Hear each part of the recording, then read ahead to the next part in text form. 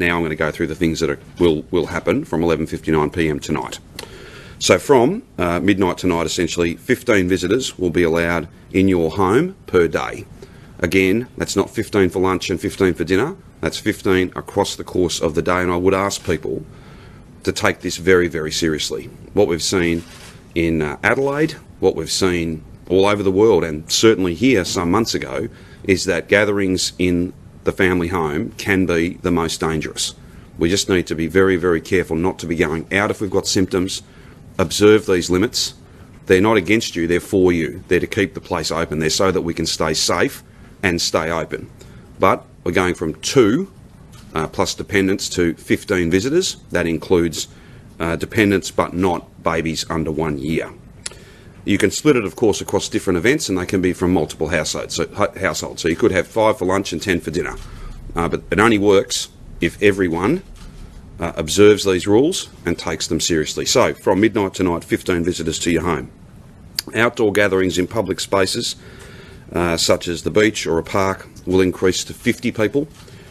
Masks, which have played a very important part in delivering these low numbers and containing the spread of this virus, we're making a fundamental change. Masks will be required inside, in all settings inside. They will not be required when you are outside. However, you need to carry the mask with you because you will need to wear the mask outside if you can't distance. So to give you perhaps a fairly common sense example, if you go to Bunnings and you're in the store, you wear your mask. If you're in the car park, you don't have to wear your mask. But if you're queuing up for a sausage and you're with other people and you are simply not keeping your distance, you're part of a crowd, you need to put the mask on. Carry the mask with you. Common sense drives this. If you're outside in the open air and you believe you can keep your distance from people, then you don't need to wear it.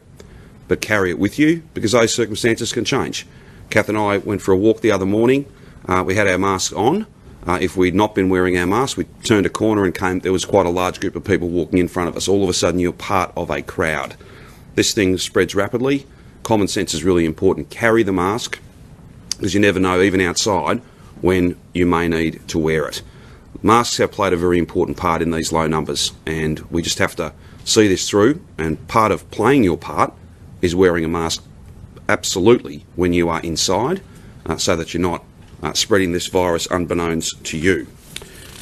Moving through some other changes. Hospitality will have a venue cap of 300 patrons with a maximum of 100 people inside.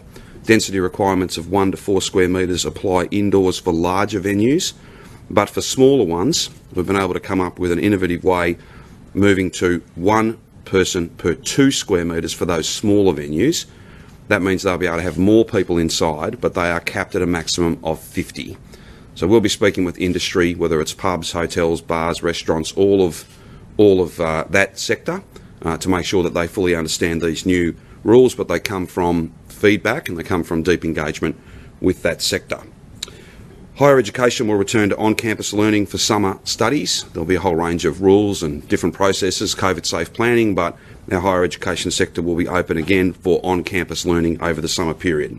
Gyms will open up further with 150 people in groups of 20 with 1 person per 4 square metres.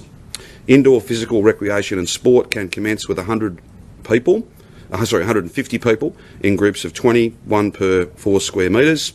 Outdoor sport can commence with 500 people, groups of 50, 1 per 4 square metres as well. Large sporting venues, such as MSAC for instance, can be at 25% of their capacity, and again, 1 person per 4 square metres.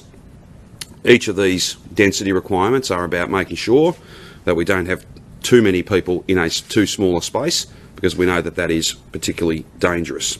Indoor pools can host 150 people, outdoor pools can go to 300 people. Skate parks, trampolining centres indoors, they are able to go to 150 people. Again, there'll be density requirements also.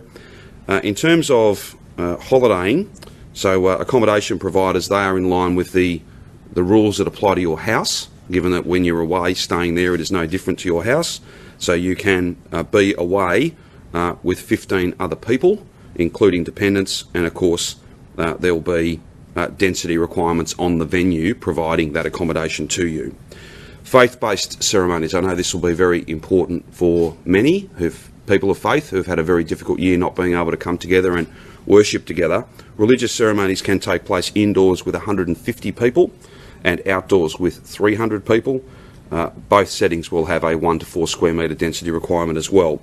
Weddings and funerals, both indoors and outdoors, can be 150 people with density requirements, and if it's a wedding at home, then it's no different to any other gathering at home. It would be 15 people rather than the larger number. Cinemas and small galleries, they can open to 150 people per space.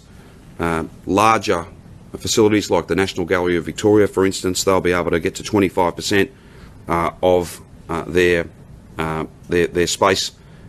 Drive-in cinemas, they'll have no patron caps.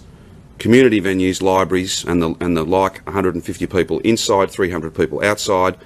Gaming machine venues will be able to go to 150 people, but every second electronic gaming machine will be turned off so as to keep a distance between patrons. There are a number of other smaller matters. They're all in the pack that we've given you. I won't go through any more than that. I think they are the main changes. Just in terms of next steps, I'll be before you again on the 6th of December to announce further changes, to talk about what further steps we can take as we get closer to that and lock in that COVID-safe summer. So, Christmas, 30 people to your house from tonight. Masks inside must be worn, outside carry the mask and put it on. If you can't distance, keep it 1.5 metres from other people.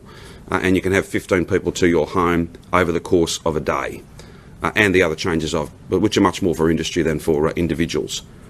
The key message is Victorians have done an amazing job and built something that is so, so precious.